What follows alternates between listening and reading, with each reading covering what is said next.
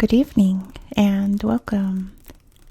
Tonight we will be going over the history and geography of Castilla-La Mancha in Spain. Now, if you are a subscriber or a regular viewer, you know that yesterday's video was about Castile and Leon, just up here. You should check out that video too. I literally uploaded it right before this one. So a bit of facts are going to overlap a little bit, just because this area used to be one big kingdom along with Madrid and other regions of Spain as well. So just be aware of that, including the first UNESCO site, which we're going to talk about in a minute, is shared across the border. It's like over here. But let's talk about these borders, because there are physical features that separates Castilla-La Mancha from Castile and Leon, as well as Madrid and all of the other. There's Murcia down here, Andalusia, and many others. So what separates them? Well, central Spain is very famous for its plateau region known as the Meseta, which is pretty much just the flat plains. It's mostly farmland, things like that. What we in the US would call the prairie. In Eastern Europe, you'd call it the steppe, but it's a lot drier and not as, green, but still very beautiful. So surrounding it, around the borders here, are various mountain chains, or sierras, as they would say. The Sierra de, looks like Gredos over there. The Cuenca Mountain, Serranía de Cuenca over here. You can see the city of Cuenca right there, which threw me off on this map because of the crease in the book. I was going like, where is it? It's right there. Down here are the Morena, and we have the Toledo Mountains over here. Toledo Bay, right there. The Guadarrama. There's a bunch like surrounding it almost entirely, with rivers making up a lot of the other borders. The most famous river probably being the Tagus, as we'd say in English. I know that's not at all how you say it in Spanish, but it looks like the Teja in Spanish, flowing through there. There's many others, as you can see, lakes and reservoirs and things like that. Other major urban center is Albacete over here. But other than that, the rest of the region is small villages, farming communities, and like tiny towns. Ciudad Real would be a good example of that. Just a not booming metropolis. Madrid's right just over there, but not like a tiny town. It's somewhere in the middle, right? A lot of those in this region. Officially in Spain, it's an autonomous community, but that's too many words, so I'm just going to say region. So let's talk about UNESCO sites before we get into history. Like I said, this first one is shared with Castilla-La Mancha, with Castile and Leon. See, I told you I would confuse these places a lot. Along with many other places in Europe, because it's the ancient and primeval beech forests of the Carpathians and other regions of Europe. So one more time, let's read it. It says, this transnational property includes 93 component parts in 18 countries.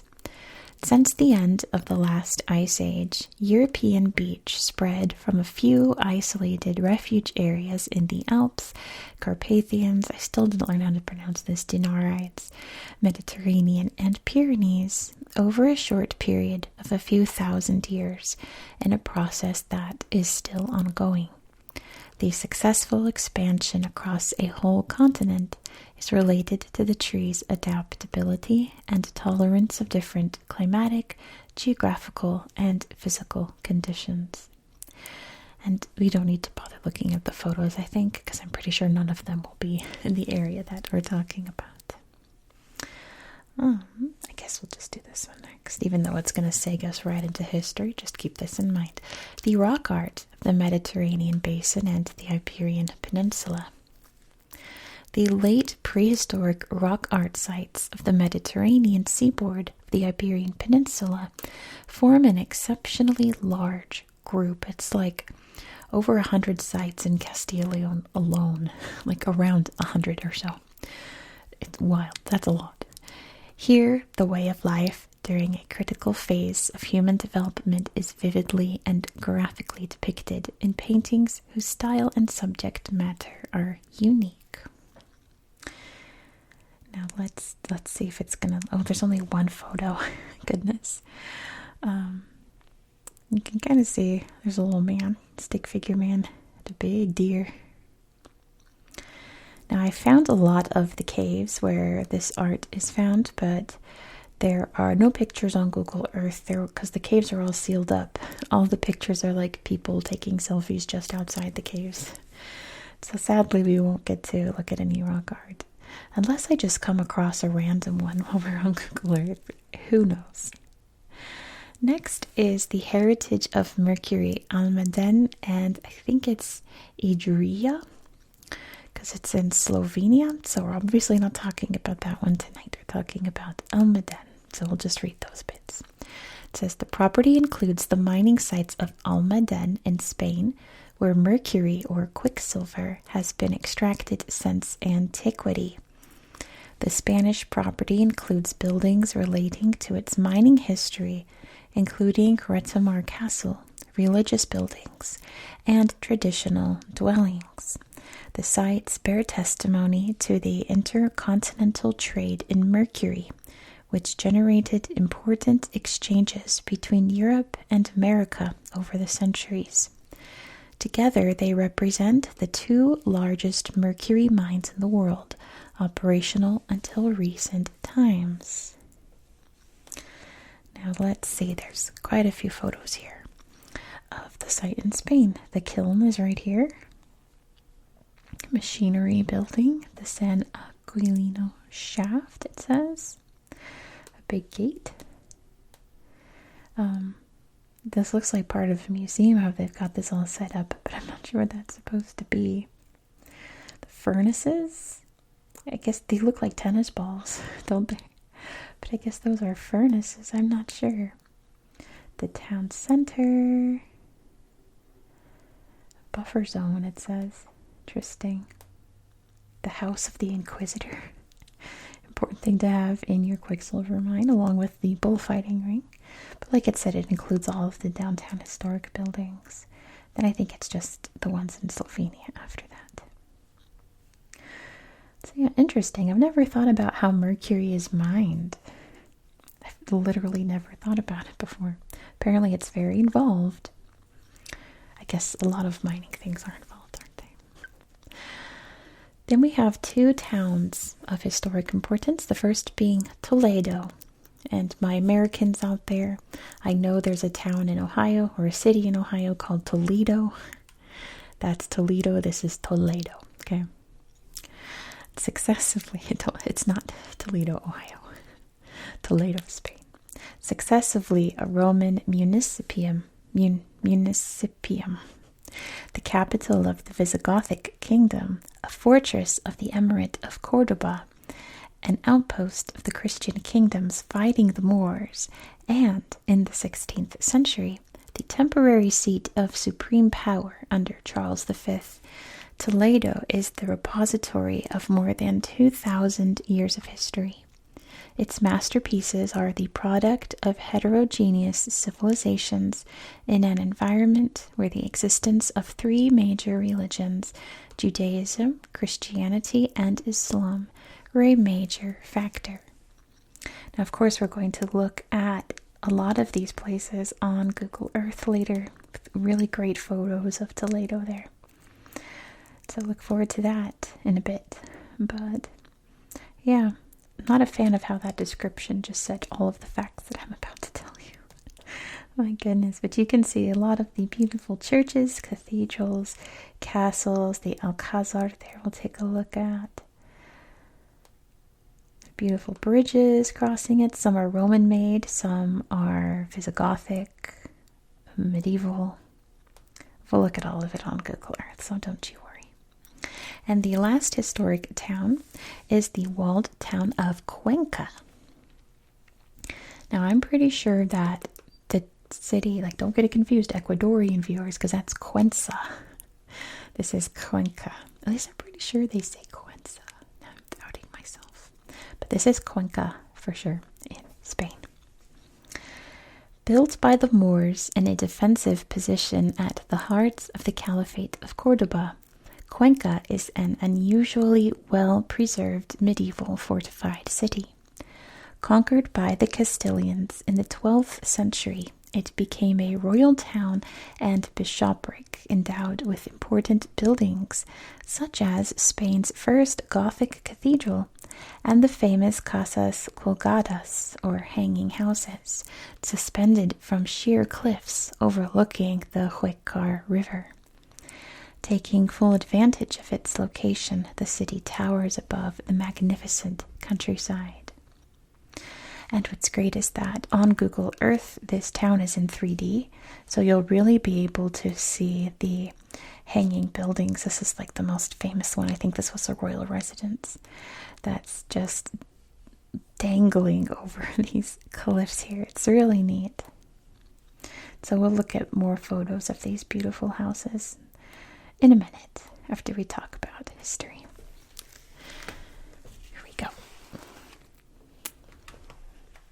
So yes, as UNESCO told us, there have been people living here for a long time, living in the caves and creating beautiful cave art in them as well.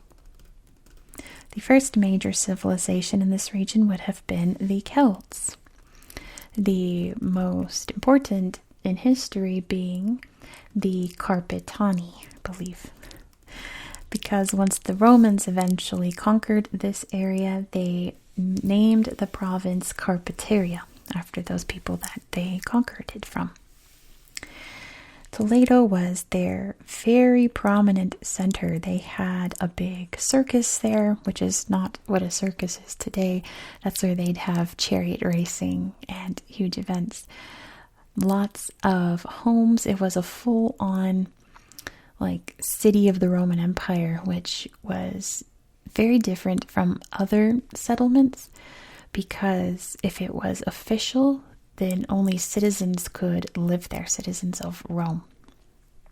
So that was it was very hard to be a citizen of Rome. You had to be a soldier or born from a soldier, pretty much. So a big deal. It was a very major center, probably one of the biggest in what's now Spain during those Roman times. But by the 6th century, this area was taken over by the Visigoths. And like UNESCO told us, Toledo was their capital in this region.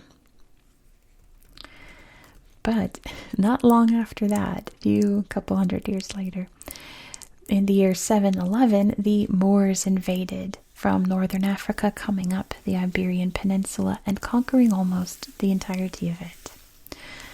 They had pretty much control of what's now Castilla-La Mancha by 713-ish, taking it over, creating the Caliphate of Cordoba.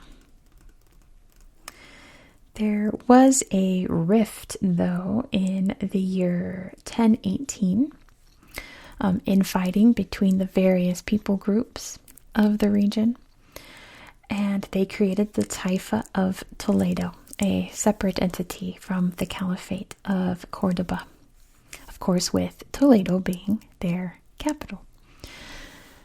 And like UNESCO already told us, they gave us a lot of spoilers. This was a very diverse town with 3 prominent religions practiced there: Judaism, Christianity, and Islam. And after this area was taken over, by the Castilians, like UNESCO told us. They came and conquered the town in 1085, and there is a lot of conflict between the Muslim Caliphate here and the Castilians from the north. Many conflicts before the takeover, many conflicts after, but in 1085 the Castilians claimed Toledo and most of the area here. But, as I was saying, in Toledo, this area became a center of translations because there were so many people here that spoke various languages that a lot of translation could get done there. Sadly, though, Spain, or Castile, the Kingdom of Castile, became less and less tolerant of Jews and Muslims, persecuting them very heavily, forcing them to convert to Catholicism, and in 1492 all Jewish people were expelled from Spain. We'll take a look at the synagogue in the Jewish quarter in Toledo. Just wait for that. It's really neat. It's a museum now. So, quite like Castile and Leon, there was not much to discuss after these times. Once we move into Spain's golden age, other areas were more prominent. This area became very rural. A lot of the population moving to Madrid, which the capital was moved there. Oh, I wrote it in my other notes. I didn't write it in these notes. I forgot to write it down. What year they moved? It was 14 something. They moved it to Madrid. So the area became less and less prominent and more rural.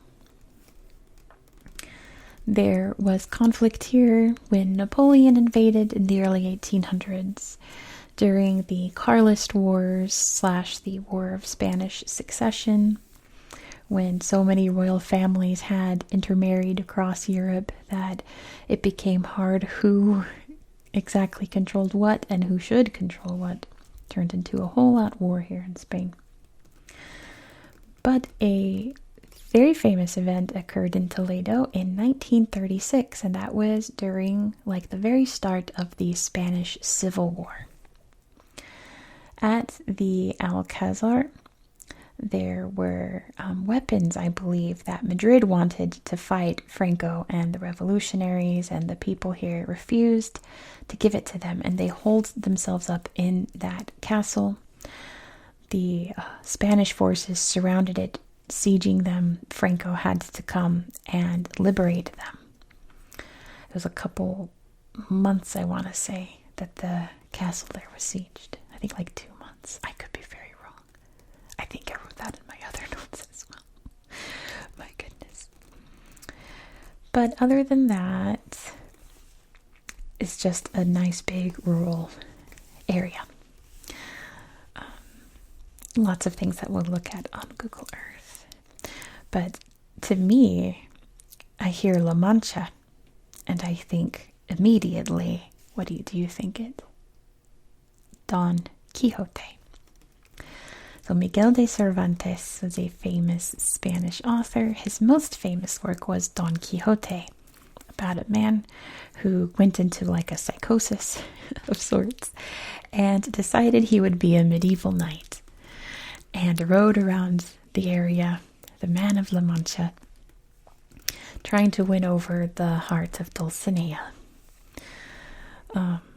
His most famous exploit was when he came across some windmills, decided that they were, giants? I think it was dragons, and tried to fight them. So that figure of speech, fighting windmills, refers to Don Quixote, which just means, attacking things that aren't even of consequence, that aren't at all important or what they seem to be. So we'll take a look at some of those windmills on Google Earth. Why don't we just grab the tablet and get to it? I think we should. Let's go. Here we are in Castilla-La Mancha. And let's start by zooming out so you can see exactly where we are in the world. But think I said this yesterday. Everyone knows where Spain is, right? It's so easy to find on a map. It's very obvious in Europe where Spain is located. The Iberian Peninsula, it's called, along with Portugal. And technically Andorra, if you count that. And technically Gibraltar, if you count that. But as you can see, the meseta is very easy to spot from above. You can really see these mountains creating this natural border around it, and all of the wet areas as well. And this flat, like brown from above plain is the Meseta Central. And I guess we have to start in Toledo, don't we? You can see the river snaking through there. And here is the old town up on this big hill. And you can see right away the Alcázar, or the main castle here. It's very prominent. Very medieval, very square, isn't it? With nice pointy towers, as all medieval castles should have. Really standing out there on the highest point in the town, as all castles should be. It's like a perfect little castle, isn't it? Oh, there's a war museum in this castle, so it goes a military parade. I don't think that's where we're at. I think that picture is mistagged. This looks like the opening that I just made. And a memorial right there. Over here is the main cathedral. Thank you. Hope it's not popping up. I'm going to tap this. We'll look at that next, but we're going to look at this first, because look at this altar. Explosion of gold and statues. You see the crucified Jesus up there. It's too big. It's great, but it's massive, and it's a beautiful building. All of that lovely brick and details and the arches there. Goodness, it's so extravagant. You wouldn't know from the outside that it's like beautiful. You can definitely tell that they've cleaned it up over the years, because that looks like 15th century. The outside looks like 13th century, except for these columns. That's giving like 16th century. Yeah, it looks like it's been done and redone over the years. But that's not a bad thing, is it? It's really beautiful. All lit up. It's really, really neat. Beautiful. So what is this? This is the Caves of Hercules. Now that's not popping up. Work with me here. Thank you. Now there's a whole bunch of Roman ruins throughout this area, but these are the most famous.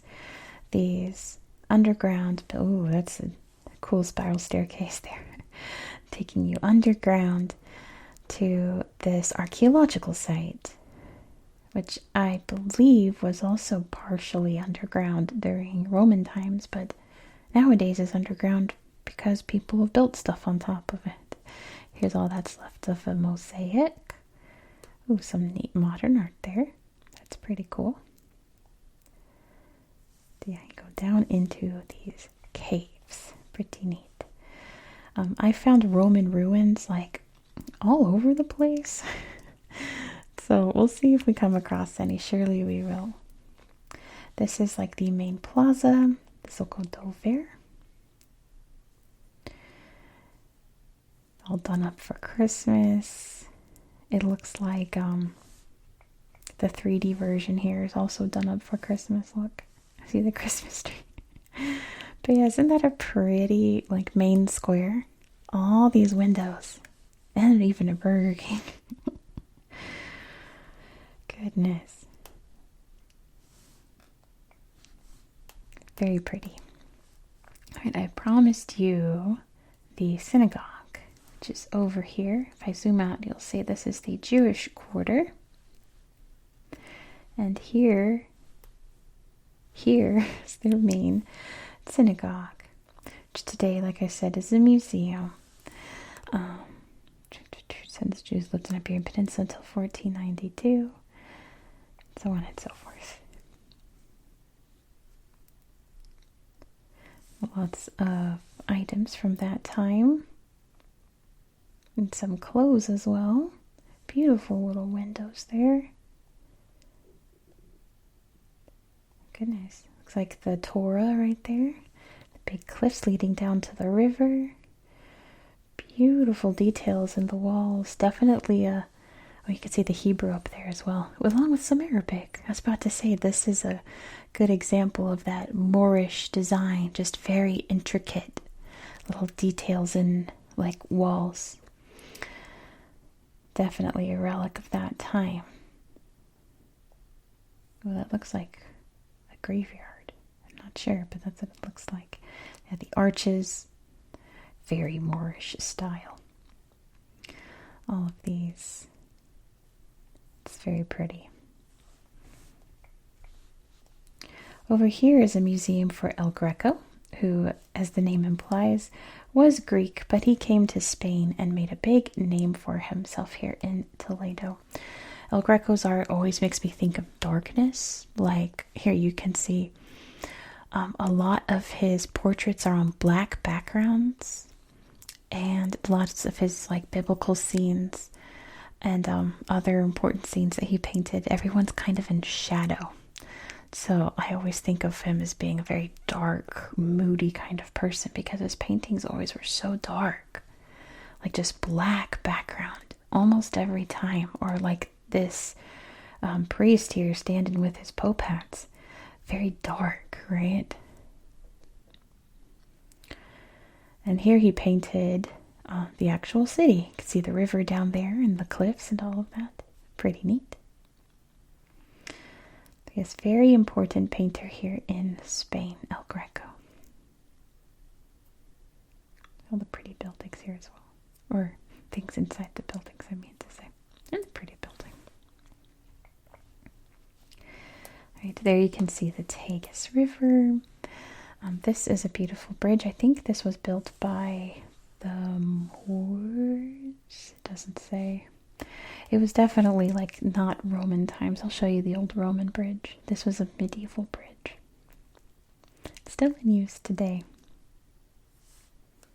Nice big arches.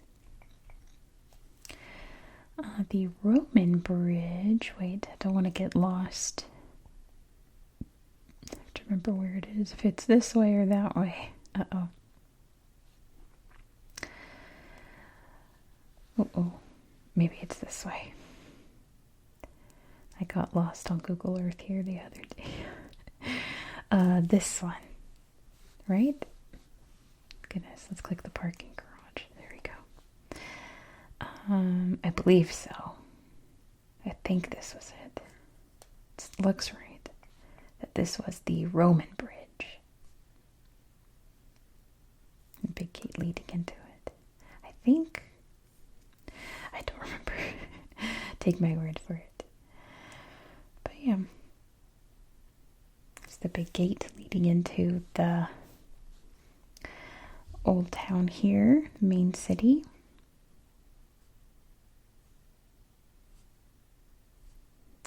Yeah, that is historic Toledo. Very Moorish here. I'm really glad that a lot of the Moorish architecture was preserved throughout Spain because it's so pretty.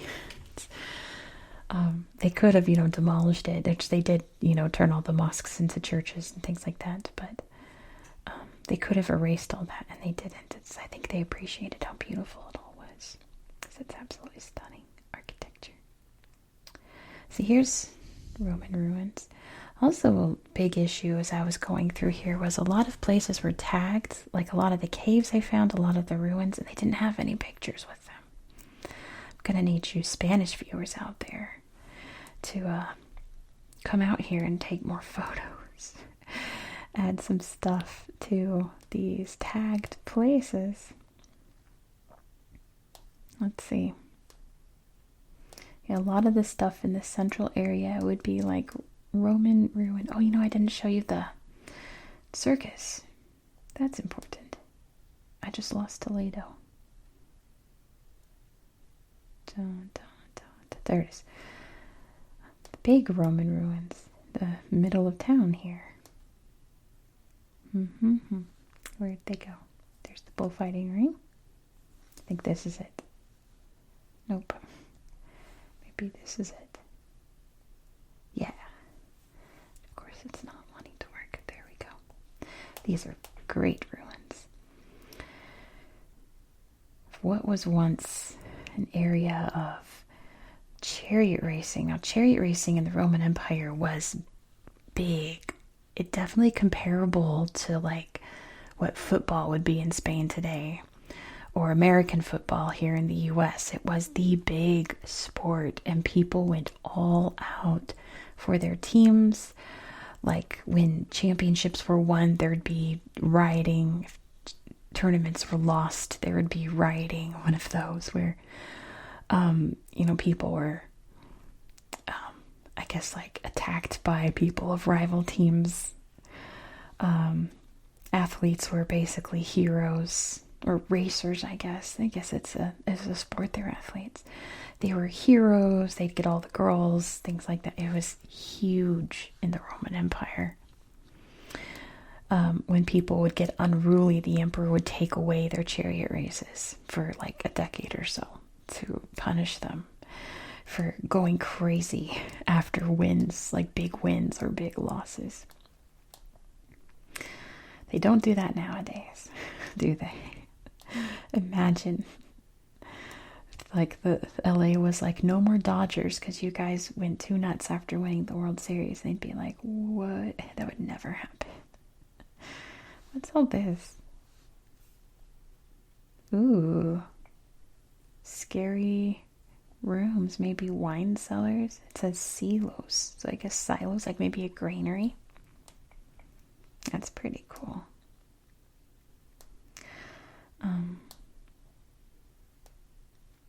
Yeah, let's head over to, let's stop wandering around and actually look at things.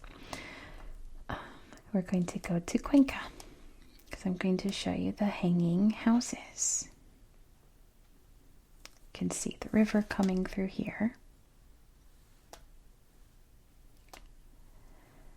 And you can see these houses along the cliffs here, very dangling on the sides. Now let's see. Weirdly enough, there weren't good slideshows in this area. It's all around the area. Let's see, maybe this side is the better one.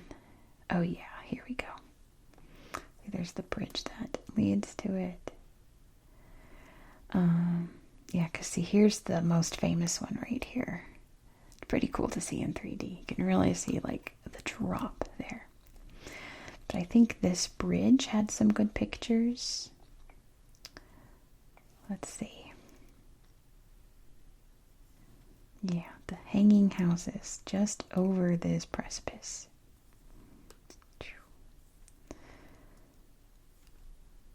Pretty neat style. And it was mostly just because the city's population grew and grew, and there wasn't space for them to expand on these cliffs. So they just built homes over the cliffs. Let's see. I think those are all the best pictures. I like making all these little pop-outs here, dangling off the sides. And I think it was just like the main town slideshow had a cool picture.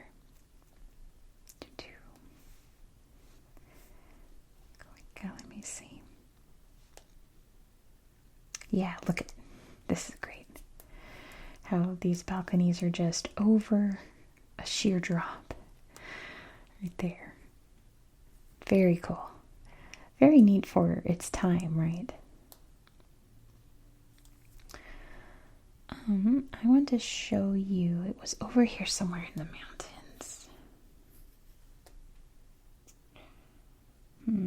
It was over here. This place is really cool. I'm a big fan of cool rocks. Let me show you from above real quick. all of these rocks sticking up from the ground, right? Here's what they look like. This one looks like teeth. Do you see it? Look at this. Like, how did this happen?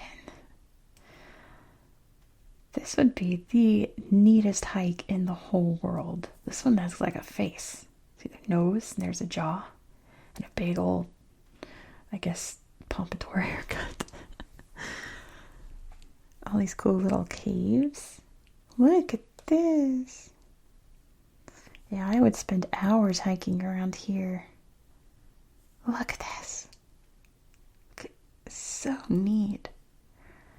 Like, was this from flooding? Was this glaciation?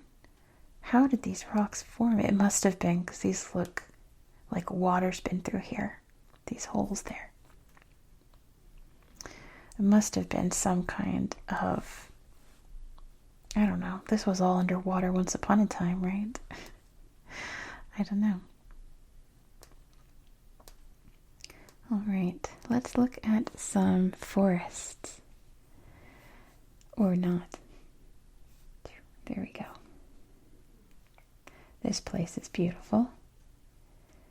All these neat little lakes and things. It reminds me of where we're going to go on Monday in the Bahamas. There's neat lakes like that. And this island they're going to. There's dinosaurs. Watch out, children. Little fountain there. That's cool. Look at this cool rock. Great place for a photo. And the beautiful scenery. There is a great national park over here. Somewhere. The slideshow wants to pop up. That would be great. Maybe Google doesn't want us to see it. Or maybe, oh, here it is. It's over here. The Cabañeros Park. Look at all the little friends there. Little deer. Beautiful waterfalls. More cool rocks. I guess it's like where that rocky central plain meets the mountains. Creating all of these neat formations. All of these neat cliffs here. Beautiful hiking trail there.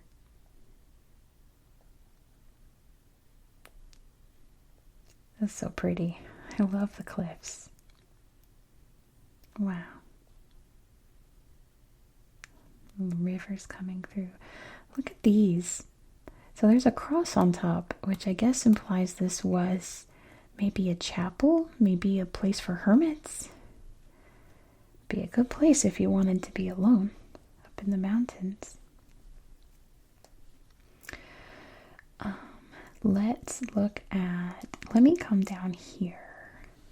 Toward Albacete. I don't think there was anything in Albacete I wanted to show you. Let me double check though. Was there? I don't think so. But I was around here looking at Roman ruins. Let's see if I can find any. There was like a whole bunch, so I don't remember where they were, because they were all scattered around. I guess they were more, look at all the farmland here. Isn't that pretty? It's like modern art. Oh, that's really beautiful. Let's see.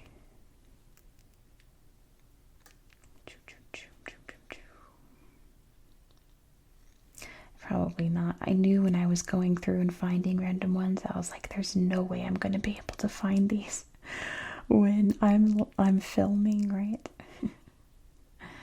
Let's see. There's no way. Oh, I remember these. Look at this. So this looks like Happy New Year from these weird huts. It looks like these are not ancient. They look very new, but made to look old. And I guess you can rent them out. These little things. But this is a good example of what the meseta is like. It's this brown flat farmland here.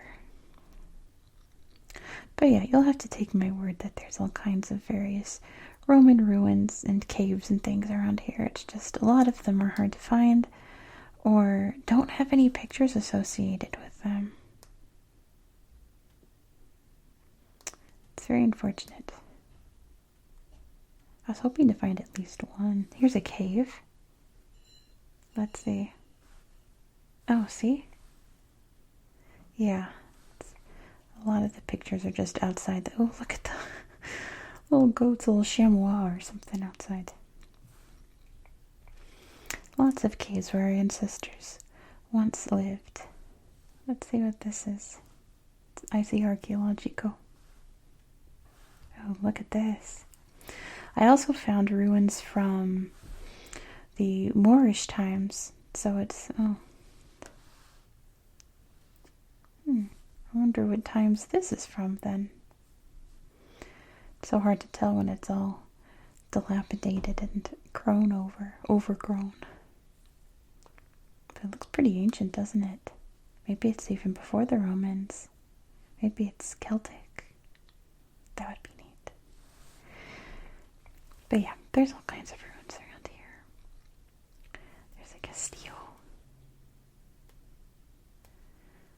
The Kingdom of Castile, of course, named for the fact that they built so many castles as defensive forts against the Moors that it just became the land of castles. They became the castle people, the Castilians. Very cool. But I'm going to end this by showing you some windmills. I had two of the main towns searched up on here. Let's go check them out. So this is Consuegra. Looks like they're over here. Do you see? Los Molinos de Don Quixote. If anyone wants to actually pop up, that would be great. There we go. The Windmills. There's an old castle. Don Quixote Windmills. Looks like you can go inside them. I wonder if they're still operational. I bet you. Why not? That's a pretty picture. The big windmills on the hill.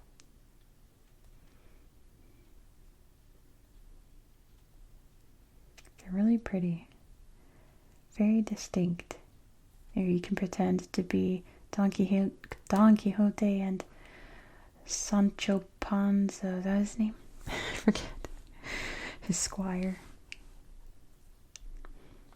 And then there's one other town, and that's where we'll end it tonight.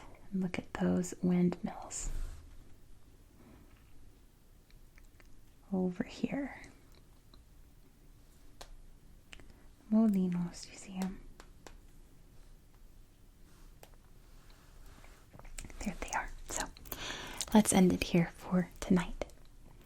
Thank you so much for watching. If you enjoyed this style of content, please consider subscribing. There's Don Quixote right there.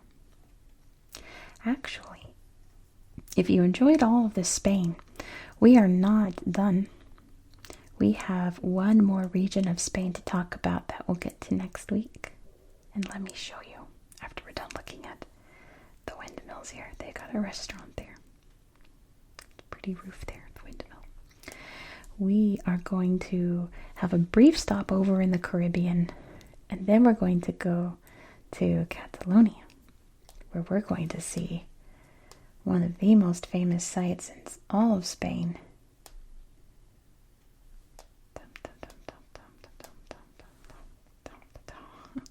Still loading. There we go. So be sure to subscribe so you won't miss out. You don't want to miss Barcelona. Oh, my Google Earth's crashing. Oh, man, right at the end. You couldn't wait. Okay, hold on. What? Goodness. You couldn't wait just like one more minute before crashing. You had to, 1 second. Come back, Google Earth. There we go. Goodness. Anyway. Turn Spain. Oh my goodness, what's happened? Oh no, I turned on Street View. No, we're not going to Barcelona today. We're going next week. Not today, Google Earth. Not today. Please don't forget to give this video a thumbs up. And let me know all your thoughts down below in the comments. I'm posting this the day you're going to see it. I'm filming this the day you're going to see it. So I read a lot of your comments about Castile and Leon, and you guys are wonderful. Thank you so much. I hope that you found this video to be relaxing and educational, and I hope that you have a good night. Good night.